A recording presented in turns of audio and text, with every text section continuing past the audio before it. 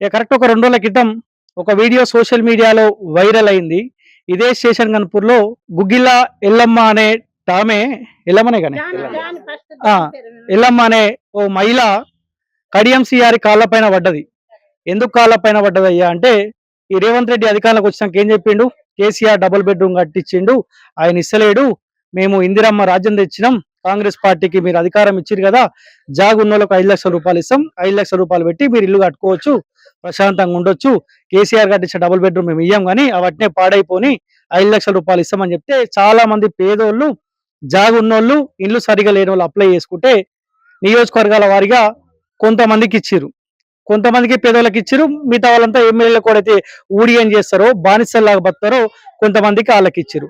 అట్లా కూడా పూర్తి స్థాయిలో ఏమన్నా ఆళ్ళకి పట్టాలిచ్చి, లేకపోతే పైసలిచ్చి ఏమన్నా కట్టుకోమన్నారంటే అట్లా కూడా అవకాశం లేదు.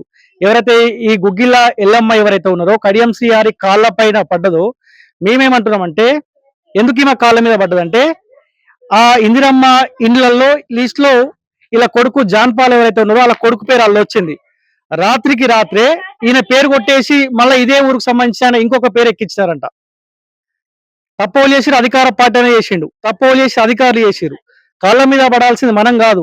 ఒక చెప్పు తీసుకొని పోయి ఎవరైతే పేరు మార్చినో వాడిని చెప్పు తీసుకొని కొడితే ఇటువంటి సమస్యలు ఇంకో నియోజకవర్గంలో రిపీట్ కాకుండా అవుతుంది. ఇప్పుడు ఏమైతుంది, మీరు పోయి కాలు మొక్కిరు, మిమ్మల్ని చూసి ఇంకో నియోజకవర్గంలో ఇంకో ఎమ్మెల్యే వాడు తప్పు చేస్తే ఇంకో మహిళ పోయి వాని కాళ్ళ పైన పడుతుంది.